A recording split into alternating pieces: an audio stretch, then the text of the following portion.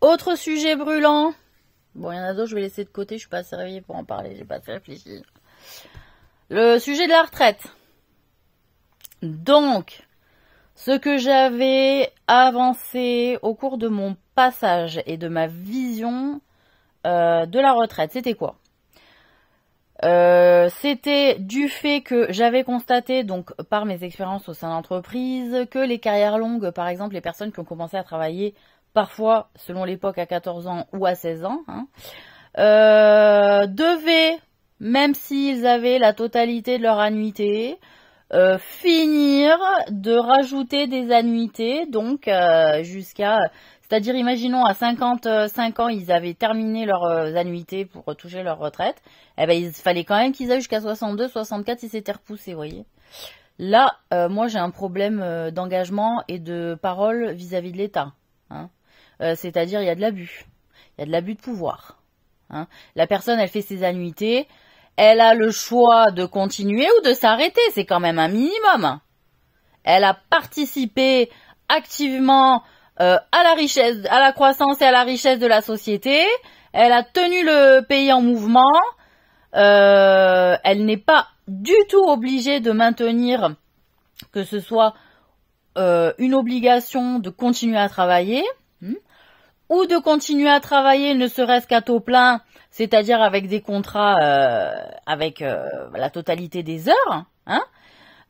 Et au-delà de ça, elle peut participer aussi à l'effort du pays complètement différemment et pas être obligée d'être pris à la gorge et en otage par l'État pour qu'elle fasse encore des années, enfin. Attendez, non, il y a un problème d'engagement et de parole de l'État. Et c'est là où on réagit aussi. Et il faut arrêter de nous servir l'espèce de parole où on dit « Ouais, les Français, ils sont feignants » ou « Ouais, les Français, dès qu'on veut augmenter le temps de boulot, ils râlent » ou « Ouais, les Français, ce sont ceux qui travaillent le moins, etc. » Déjà, non. Première chose, c'est pas vrai. Deuxième chose, on n'est pas des feignants, on est des bourrus au travail. Et les gens, ils en ont marre. C'est pour ça aussi que ça, la balance s'inverse. Parce qu'on a été des mules, voilà, on a été pris comme des mules tous, hein, pour certains. Et finalement, on l'a eu dans l'os. Les trucs, ils ont fermé alors que ça faisait 20 ans ou 30 ans que les gens y travaillaient du jour au lendemain. Ils avaient prévu des trucs. C'est un problème d'engagement. Les gens, ils râlent pourquoi? Parce que l'État ne tient pas parole. On dit le privé, il va tenir parole dans le contrat maintenu. Finalement, on fait plus de prix et d'argent. Et donc, on expatrie, je sais pas comment on appelle ça, on délocalise voilà l'entreprise à l'étranger, donc on fait bosser et on permet à des pays moins développés effectivement de s'enrichir aussi. Pourquoi pas? Mais à un moment donné, pourquoi aussi les entreprises elles se cassent? Parce qu'il y a trop d'impôts. Toujours la même histoire. Trop d'impôts. Ça devient dingue de rester en France et de localiser sa putain de société en France, alors que c'est quand même un investissement aussi de créer des sociétés. C'est un investissement de payer les salariés, que ça paye. À quel moment on doit payer double, putain, pour des salariés? C'est-à-dire t'embauches une personne, elle touche tel salaire, eh ben tu payes exactement le même salaire pour la même personne. Non, ça il faut aussi y revoir. Tout le monde en a ras le bol de ça. Et donc, oui, les gens ils râlent parce que ça va 5 minutes. On travaille jusqu'à 60 ans. Bon, on travaille jusqu'à 60 ans. 62, déjà ça râle, ok. 64, 2 ans après. Là, tu te dis, bon, à 68. Après, ce que je constate aussi, c'est que, putain, les gens, ils peuvent se rajeunir, ils peuvent se vieillir. C'est-à-dire, ils sont 60 balais, mais demain, ils se transforment en jeunes. Voilà, quoi, tu vois. Donc, comme on est toujours dans un putain de flou artistique par rapport à ce métamorphisme, et que c'est pas légalement reconnu, et que donc tout le monde en joue, et que on fait de la merde dans les lois, eh ben on se retrouve à se faire des nœuds, des histoires, des colères, des descentes dans la rue, on sait même plus pourquoi. Donc, j'en appelle à la conscience des gens, au réalisme aussi, à la lucidité peut-être aussi, je sais pas, à l'honnêteté intellectuelle à un moment donné aussi, non? Donc voilà, moi j'ai un problème avec ça, première chose. D'accord? Que si on va jouer le jeu des nazis, eh ben ça veut dire qu'à un moment donné, on va changer de gueule et peut-être d'âge pour le fun, mais qu'au taf, on aura le même âge et la même gueule, hein. Eh ben oui, parce que ça va être fini aussi de changer de métier toutes les 4 matins, si on est engagé dans une entreprise et qu'on doit finir le contrat. Voyez? Et que si on doit faire un petit contrat, ça sera pour un film, un spectacle ou une chanson, j'en ai rien à foutre pour ceux qui veulent faire le spectacle. Voilà. Donc, ça, la première chose. Ensuite, la question de la différence entre le traitement de la retraite entre le privé et le public. Moi, j'ai halluciné, hein. Les avantages qu'ont les gens qui ont travaillé dans le public, ils sont énormes. Énorme, hein. C'est-à-dire l'augmentation du taux annuel de retraite, ça marche tous les, très régulièrement quand on est fonctionnaire, d'accord, de l'État. Par contre, dans le privé, c'est des micro-miettes tous les 3 ans, quoi, tu vois. Donc, et encore tous les 3 ans, je suis gentille. Normalement, la légalité, c'est 3 ans, hein, d'après ce que je me souviens. Donc, sachant qu'en plus, dans le public, alors vas-y, je sais pas quoi, bon, bref. Et que maintenant c'est remis en question, d'accord, parce qu'ils disent ouais c'est vrai le public il est moins bien payé, il est plus payé que le privé, parce que le privé à force de taxer il paye moins d'impôts. Bon après j'ai envie de dire les richesses, ce que gagne l'entreprise, voilà tout ça j'en ai parlé du prix, de la totalité du bilan, hein, de ce que gagne à la fin le patron et que peut-être il pourrait être mieux redistribué s'il y avait moins de taxes et moins d'impôts aussi. Parce qu'à chaque fois on dit on veut monter les patrons contre les salariés, mais à un moment donné, putain les patrons ils se lèvent aussi le cul, ils se font chier avec des salariés qui leur cassent les couilles, qui sabotent des fois des trucs. Donc à un moment donné il dit bon merde, des fois je suis seule à tenir la baraque alors que tout le monde me fait chier et que je les fais bosser, que je les ai pris en CDI. Ils vont pas me casser les couilles, ceux-là non plus. Donc c'est vrai aussi que les salariés qui sont là râler comme des patrons alors qu'ils font de la merde dans la société ou qui sabotent la société, ou alors qu'ils prennent leur bac chiche à droite et à gauche dans le dos du patron, voilà, démerdez-vous aussi. Donc il y a tout ça, hein, ça va pas. Donc il faut poser les choses à plat et que si tout le monde il est là autour de la table et que ça parle pas, continuez à pisser dans le vent et je vous plaindrai pas. Voilà. Autre chose, privé et public, donc c'était quoi c'était le niveau du montant de retraite. Il me semble qu'il n'est pas traité de la même façon, déjà de une. Que les coefficients, on va savoir comment c'est calculé cette connerie. J'ai envie de dire, merde vos coefs. Voilà. À un moment donné, le coef, il doit juste être axé sur, allez, certes, le diplôme, le vrai, hein, pas celui qu'on a sucé pour avoir, de une. Et de deux, le coef sur le nombre d'années, d'accord, d'annuités, ce que vous voulez. Et peut-être, je sais pas, le niveau d'effort, le niveau de fatigue, le niveau de charge que ça a été de faire ce travail-là, comptant les trajets, la distance, parce qu'on n'a pas pu trouver ailleurs, etc. Bon, enfin, j'en sais rien.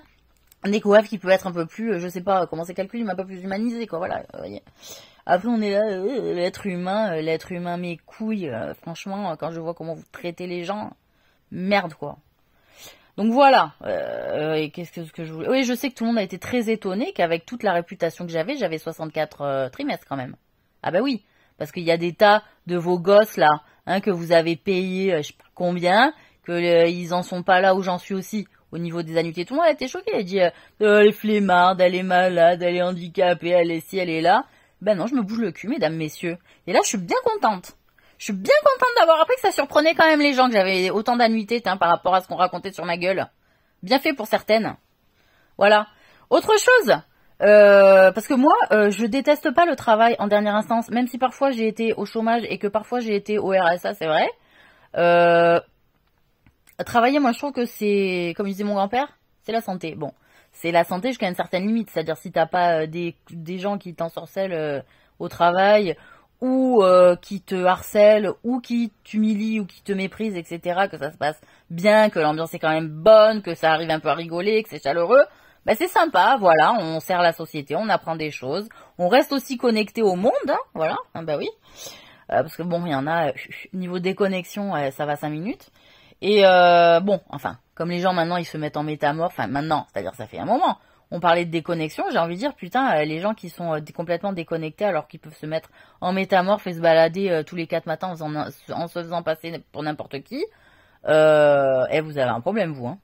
Putain, de pas aller voir comment ça se passe dans la population, alors vous pouvez changer de gueule comme vous voulez, ça va 5 minutes, hein, merde. Donc bon, voilà. Au-delà de ça, privé-public, voilà, donc truc de coefficient. Ce que j'ai noté aussi, c'est que même la part, on va dire, de mutuelle, de complémentaire retraite et tout, les coefs, ils sont assez bidons, hein, de ce que j'ai pu capter. Et que je crois pas que ça soit si intéressant de casquer pendant 40 ans un truc que finalement tu vas avoir 200 balles à la fin. Même si ça compte, hein, 200 balles, mais putain, tout ce que t'as perdu pendant 40 ans, t'aurais pu les foutre de côté. Après, toujours le problème, il est là aussi avec les banques, c'est-à-dire...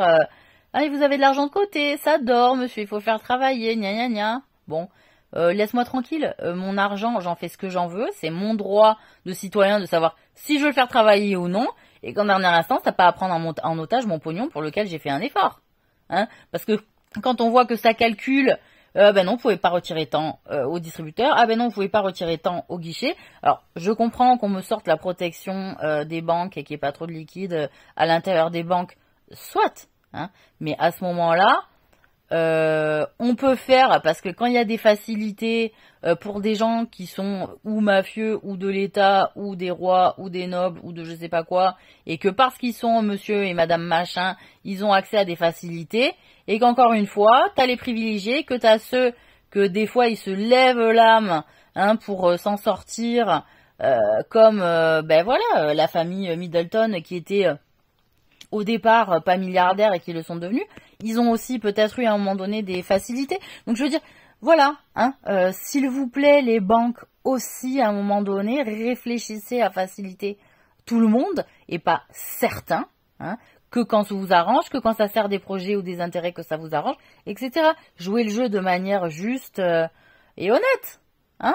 Voilà, arrêtez de vouloir tout contrôler le monde au travers de vos investissements et de ceux que vous faites investir et de ceux que vous flattez, alpaguez, hameçonnez, hein, parce que il n'y a pas que le hameçonnage, on va dire, de réseau internet, hein, ou de piratage. Il y a aussi le hameçonnage du banquier. Ah ben oui, hein, les clients, la pêche aux clients, tout ça on connaît. Donc, ça va 5 minutes. Moi j'aimerais que tout le monde se regarde un petit peu le nombril en face et se dise, bon, aujourd'hui je vais être telle personne, parce que finalement c'est vrai que je participe à un jeu assez dégueulasse, dont de toute façon à un moment donné les répercussions vont m'atteindre par ricochet. Donc démerdez-vous, voilà. Et autre chose aussi, je suis pas pour l'argent qu'on met sous le matelas, mais putain on peut quand même se balader avec un peu de liquide aussi, de une, et de deux, moi je suis pas contre le fait qu'on fasse de l'argent au noir. Voilà, je vous le dis, hein, parce que si le travail était autant payant et moins taxé, eh ben peut-être qu'il n'y aurait pas de noir, ou en tout cas moins. Mais de un, je suis désolée, c'est une solution de repli quand les choses ne vont pas bien ou quand ça déconne. Si le système bancaire est tombé en panne, que le guichet, que le nanani, que le nanana, on a quand même la possibilité de pouvoir faire un peu de liquidité histoire de survivre, n'est-ce pas? Ensuite de ça, je suis désolée, le travail est fait. C'est-à-dire, j'aime bien le travail au noir. Ben, c'est-à-dire, excuse-moi, ce que je vais gagner en liquidité, je fais un effort pour ça. Si par exemple demain je fais je fais la peinture dans une pièce, je prends 70 balles pour ça, enfin que mon patron me donne 70 balles parce que si je suis artiste, si je suis peintre moi-même, je prends plus évidemment, ils se payent pas pareil les mecs. Mais donc je prends mon liquide, l'effort il a été fait, j'ai pas triché pour avoir cet argent, je l'ai pas volé. Hein, j'ai travaillé, j'ai fourni un effort, j'ai servi dans un restaurant, j'ai fait du ménage, j'ai nanani, j'ai nanana, donc il n'y a pas de triche au regard de Dieu, j'ai fourni un effort, je suis payé en retour, hein. Peut-être que j'ai une difficulté à ouvrir un compte parce que aussi l'ouverture de compte est vachement compliquée dans les banques, moi quand même je trouve, de une. Après, quand on voit... que ça peut être aussi une forme de sécurité selon qui on est, de pouvoir justifier son identité, voilà, parce que ça c'est quand même compliqué. J'en ai assez chié pour pouvoir justifier que c'était moi qui faisais le job pour le noter quand même. Je note aussi que bon, il y a des banques qui ont aussi permis à des personnes de faciliter une ouverture de compte, voilà. Ça aussi, ça fait du bien, ça facilite, ça fait plaisir aussi. Justifier son identité, c'est de plus en plus facile aussi, je le note dans les administrations, je vous remercie. Mais par contre, pour le travail au noir, c'est fait, que le liquide doit pouvoir posé sans souci, de toute façon, dans les banques. Et il ne faut pas enlever ce truc de liquide, parce que dans tous les cas, tous les pays ne sont pas au même niveau, donc on va pas les enculer, hein, déjà de une. Et de deux, ça participe à une solution de repli, encore une fois. Hein, voilà. Quand le système peut tout tomber en panne, si on mise tout, par exemple, sur l'intelligence artificielle, si il y a un bug, on fait quoi donc non. Après, je sais que les hommes, ils sont assez créatifs pour trouver des solutions très très vite. Mais justement, moi, je me dis, putain, les mecs, ils trouvent des solutions très très vite. C'est que c'était déjà tout en place, quoi, tu vois. Moi, je suis un peu, voilà, dans cette analyse-là, vous voyez. Au-delà de ça, le travail au noir permet de putain gagner un peu et de pas se faire taxer, quoi. Alors moi, je suis désolée, je vais peut-être choquer, mais à un moment donné, quand on voit qu'on est taxé sur tout, ah purée, même si ton parent il te donne du pognon, faut que tu le déclares, alors que si ton parent il te donne du pognon, c'est qu'accessoirement c'est une aide, voilà, c'est une aide. Donc si je suis taxée sur l'aide que je reçois, parce que j'ai des problématiques dans ma vie qui font que j'en suis là et que j'ai besoin de soutien, je vois pas pourquoi l'État de 1 il s'en mêle, d'accord? Et qu'il y a encore une question sur la part d'héritage. Alors certes, on doit pas payer de trucs à partir de 100 000, ce qui est déjà pas mal, jusqu'à 100 000, ce qui est déjà pas mal. Mais est-ce que vous pourriez revoir votre pourcentage? Non? Voilà. Et les notaires aussi, s'il vous plaît. Quand on voit vos baraques, je trouve que vous pourriez vous passer d'un peu moins de richesse, hein, par rapport au business que vous faites sur les divorces, les mariages, les enterrements, les héritages. Bon, vous êtes juste quelqu'un qui est genre quelqu'un qui fait foi aux yeux de la loi de la véracité de l'engagement administratif qui a été pris entre des personnes ou quoi ou qu'est-ce. Donc quand je vois moi ce qui m'est arrivé et qu'on a réussi à falsifier le fait que j'avais pas été mariée avec Guillaume par le travail de biais d'un notaire, j'ai envie de dire allez vous faire enculer, d'accord? Avec vos histoires de fiabilité, de diplôme de merde, soi-disant ça fait des études vachement compliquées et que il va faire notaire, et que tout le monde le regarde, il va faire notaire, ça veut dire il va se payer la baraque, c'est un bon parti, il va être plein de pognon celui-là ou celle-là, mais qu'en dernière instance, la fiabilité, c'est ni son diplôme qui va vraiment le valider au cours de sa pratique professionnelle et même sa réputation. Combien il y a de gens qui envoient des gens chez des gens, finalement ils se font niquer la tronche. Ouais mais il m'a conseillé. Laisse tomber le il m'a conseillé, Miras. N'écoutez que votre intuition. Même si elle vous plante, au moins vous en voudrez pas à la personne. Parce que c'est bon, vos histoires de diplôme, c'est de grandes études, tu te rends compte, elle fait ci, elle fait ça. Y a peut-être aussi beaucoup d'ambition derrière et que peut-être, même si elle a le statut ou il a le diplôme, ça va être quelqu'un de pas réellement fiable dans le travail, de bienveillant, de professionnel, hein. Voilà, il y a tout ça. Donc vous me faites chier avec vos histoires de diplômes, que peut-être des fois, ils ont trafiqué pour avoir les notes qu'il fallait, ou qu'ils ont sucé, qu'ils ont niqué, ou j'en sais rien quoi, ou qu'ils ont fait des deals avec d'autres personnes pour avoir le diplôme, et qu'en dernier instant, ils sont pas si professionnels que ça. Voilà. Et tout le monde le sait, je sais pas pourquoi, tout le monde pisse dans le vent et fait semblant que toutes ces informations-là n'existent pas. Je vous encule avec cette mentalité-là. Et vous vous enculez vous-même. Voyez, vous, la bite, elle sort de vous comme ça et elle vous encule comme ça en faisant un demi-cercle. Tiens. Voilà. Donc maintenant, j'en ai marre de toutes ces conneries-là. Et il y en a des tas qui en ont marre de ça. Voilà. Donc, on m'a demandé de parler. Je parle. Bon, le sujet a été assez traité globalement. J'espère qu'on a bien compris ma mentalité. Et qu'en dernière instance, moi, ça me dérange pas qu'on augmente le temps d'annuité. C'est ça que je dis, le temps d'annuité jusqu'à 64 ans. Mais que par contre, les personnes qui ont atteint leur annuité avant et le choix, on leur donne le droit de continuer ou pas. On leur impose pas de les prendre en otage et de dire non, vous allez quand même devoir travailler jusque là. Non, on leur laisse le choix. Mince. C'est un engagement de la parole de l'État. Première chose, si on veut que les Français, ils refassent confiance aussi au gouvernement et à l'État. Hein, on a marre des gens qui s'engagent et ne tiennent pas parole à la fin parce que y a un gouvernement précédent qui s'est engagé dans tel sens et que 10 ans plus tard, il y a un autre gouvernement qui est passé, on vous le met dans le cul. Non. À un moment donné, il faut que les engagements aussi ça suive, et que si parce que ça change tous les 4 matins, ça va 5 minutes. Voilà. Donc il faut aussi trouver des moyens de tenir la barre de manière à ce que les gens ne se sentent pas spoliés dans l'effort qui est fait et dans les promesses qui sont faites depuis des décennies aussi, et dans la logique du respect des autres. Hein, quand tu vois que, par exemple, comme je disais encore, excusez-moi, les députés, ils font 3 ans de mandat, ou 4 ou 5, et qui peuvent partir en retraite, ils ont leur rente, ces cons-là. Non? Merde! Ah, ça va pas. Voilà. Et pareil pour les femmes de militaires, tiens, veuves, qui parfois galèrent à toucher la retraite de leur mari, ou alors les militaires, tout simplement, des fois qui se retrouvent emmerdés après des missions à pas être payés correctement. Eh ben oui. Ou alors quoi encore, des personnes... Qu'est-ce qu'il y a encore comme connerie les militaires qui sont en mission et que les femmes elles touchent pas la rente pendant que le mec il est en mission. Putain, mais excusez-moi, y a pas le respect là encore.